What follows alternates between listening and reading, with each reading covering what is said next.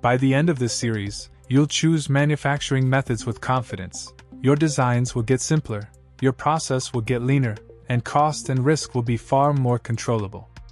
The goal of this series is very clear: to build a fast but solid framework for answering which part should be made with which method, and why. Why is total unit cost critical? In manufacturing, the real decision is not, how do I make the shape? It's how you manage total unit cost and risk together.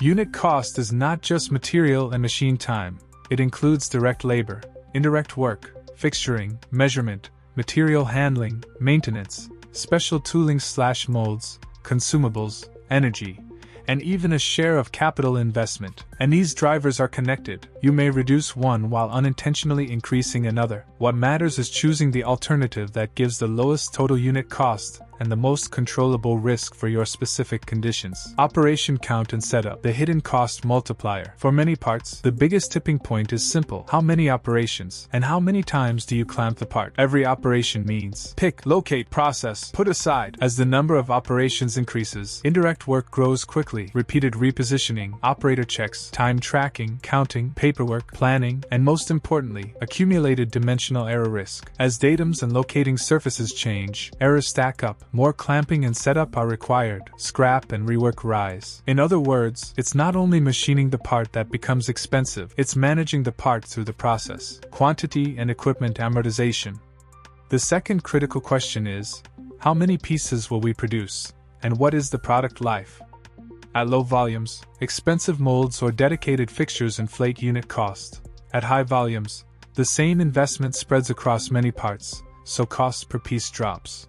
That's why the same geometry can make sense as sand casting plus secondary machining in one scenario, but become more economical as die casting when volume increases.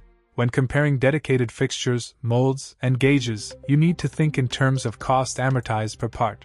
In practice, amortizing equipment over the first 2 to 3 years of production life is often a conservative approach. And at low volume, even a more automated process with a shorter cycle time can lose on total unit cost because setup and preparation overhead dominate. Tolerances and surface finish, where cost rises the fastest. The third question is, what do the tolerances and surface finish truly require? Because unnecessarily tight tolerances usually mean extra operations, grinding, honing, lapping, additional finishing steps, tighter tooling requirements, longer cycle time, higher measurement load, higher scrap and rework. The same applies to surface finish.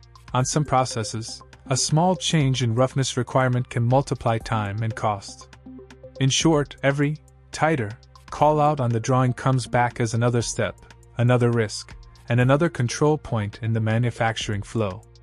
A fast 5-question selection framework. So what's the practical, quick decision framework? 1. What does the function require?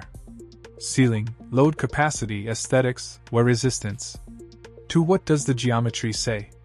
Thin walls, internal cavities, undercuts, access limitations? 3. What are the tolerance and surface limits? Truly necessary, or just habit? 4. What is the volume and product life? Does investing in a mold/fixture make sense? 5. What secondary operations are needed? Deburring, heat treatment, coating, cleaning, measurement. Sometimes these cost more than the primary process. When you ask these 5 questions, 2 things usually happen: the design gets simpler, and the operation count goes down. Simplicity, standardized materials/components, and as wide as necessary. Tolerance mindset are some of the strongest levers for economical manufacturability. And the most important point, having this conversation early in design is always cheaper than firefighting later. In summary, selecting a manufacturing method is not about a single machine. It's the combined effect of operation count, clamping and setup, measurement effort, equipment investment, and tolerance/surface decisions. In the next episode, we'll start with turning. For every method, we'll keep asking the same 5 questions. When is it the right choice? And when is it the wrong one? Don't forget to like the video and subscribe to the channel.